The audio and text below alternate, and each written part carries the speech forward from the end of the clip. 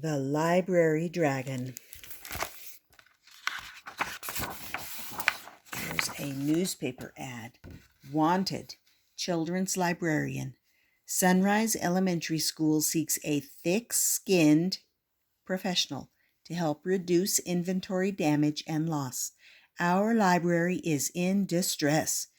If you possess a jealous love of books and a burning love of children, Sunrise Elementary wants you. Our new librarian must be on fire with enthusiasm. No half-baked applicants need apply. Call now, 555-SEAR. Sunrise Elementary adores reading. The Library Dragon.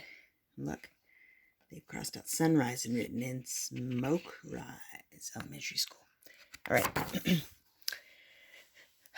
Sunrise Elementary School has had a big problem. The new librarian, Miss Lotta Scales, was a real dragon. Miss Lotta Scales was hired to guard the library, and she took her job seriously. Hundreds of new, clean books replaced the old, smudged ones. These shining gems neatly lined the shelves of her library lair in perfect order. No 398.2s in the 500s, and absolutely no fiction among the biographies. Here we go. There's Miss Lotta Scales. There's her nameplate. There's her pencil and claw sharpener. The book stops here. Yeah. Dragon line, do not cross. Do not touch the books, for display only. Oh, and there's a snapdragon plant. Okay. There's the Acme 5000 book detector. She kept a fiery eye out to make sure no one removed any books from the shelves. Her motto was, "A place for everything, and that's where it stays." The very thought of sticky little fingers touching and clutching, pawing and clawing, smearing and tearing her precious books just made her hot under the collar. Miss Scales thought that the way some books spread an unfounded fear of dragons was positively inflammatory. See here, St. George and the Dragon. Books that depict cruelty to dragons should never have been published in the first place.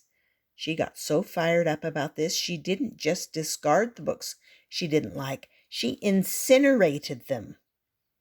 Ooh, that means burned them. The kids watched in awe. "Well, that settles it," replied. "Well, that settles it," whispered Albert Hoops. "Where there's smoke, there's fire, and that Miss Scales is a real dragon, all right."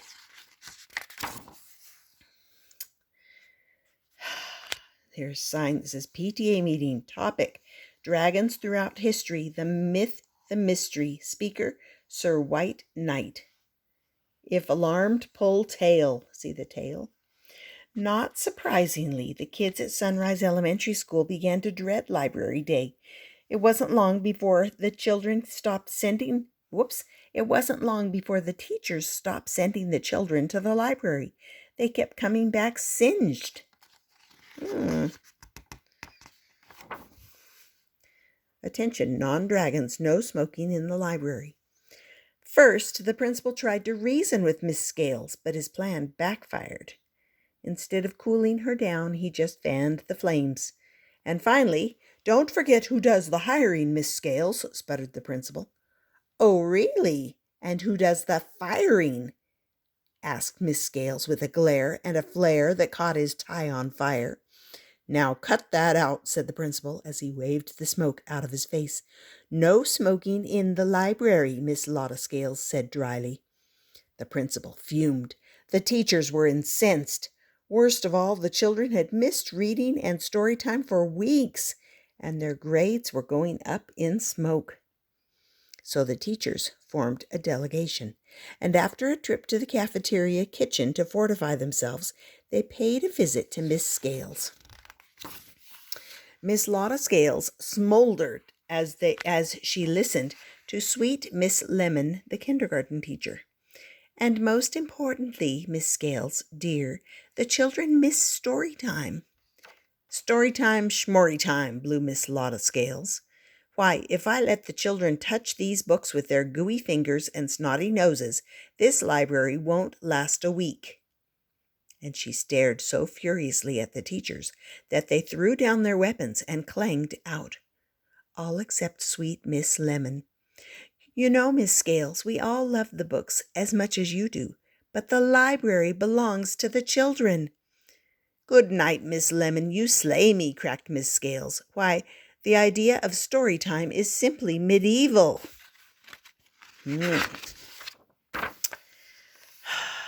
Oh, look, they've changed this PTA meeting. It's now a PTA emergency meeting. Topic, dragons. Now, the myth, the mystery. Okay. As usual, the dragon had the last word. Look, there's Miss Lemon running away. There's the Acme Dragon Breath Fire Extinguisher. Oh, boy. That Miss Lemon is a real spitfire, chuckled Miss Scales. But she had spewed so much smoke and fire at sweet Miss Lemon that she had to lie down for a nap. She was really dragon. In fact, she was burned out. Being the library dragon can be such a lonely job, she mumbled sadly to herself as she heaved a mighty sigh and closed her scaly lids. It was at that very moment that Molly Brickmeyer accidentally wandered into the library. Oh. Molly was on a quest. She had lost her glasses and couldn't see a thing without them, unless it was right under her nose. She stumbled into a bookshelf, and a book fell onto her lap. She never saw the sign that read, "Do not touch the books, for display only." It was over her head. So she held, see, look, here's a book called Snuff the Magic Dragon. So she held this one right under her nose and began to read aloud. For a class of second graders in line for the water fountain heard her and tiptoed in to listen. Then the fourth graders, outside playing kickball, heard a story being read and crowded around the windows. "Speak up," someone said. Molly Brickmeyer spoke up. Word of story time in the library spread like wildfire at Sunrise Elementary School. Everyone was listening, even the library dragon, and her ears were burning. Slowly, Miss Lotta Scales rose up from behind a bookshelf and looked at the boys and girls huddled around Molly. She had never seen anything quite like it. The children looked like they belonged here. "I love you, Snuff," Molly read on as all the children listened. "Give me that book, Molly Brickmeyer," roared Miss Scales. Molly held the book cheerfully toward the scaly blur. Miss Lotta Scales took the book and eyed it suspiciously as it hung from her claw. First, she sniffed it. Then she checked the spine for cracks.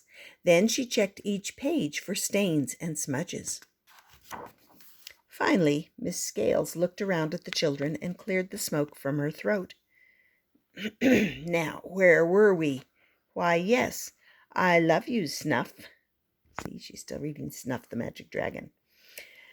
At first, the children were too nervous to listen, but when Molly Brickmeyer climbed up onto Miss Lotta Scales' lap and didn't get scorched, they relaxed. "You're warm," whispered Molly. "Don't interrupt," Miss Scales crackled.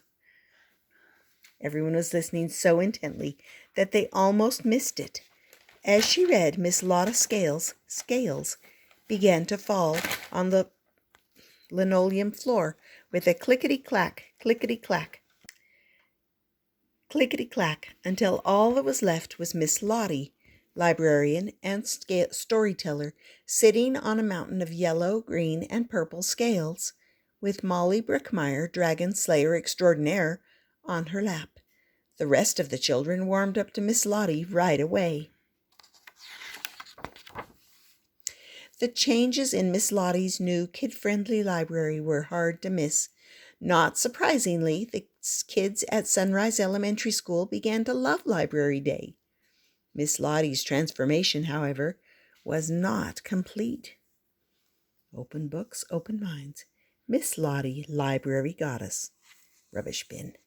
Mind your library manners. Treat a book like you treat a friend. You don't wipe your nose on your friend. Remember to check hurt books into our book hospital. Return books when due so others can enjoy. This is a library, not a bookstore. If you need help, ask. That's why I get paid the big bucks. Quiet, please. Whisper in the library. Yell on the playground. Happy reading, pumpkins. But then, every librarian needs to be a little bit of a dragon, or else who would guard the books?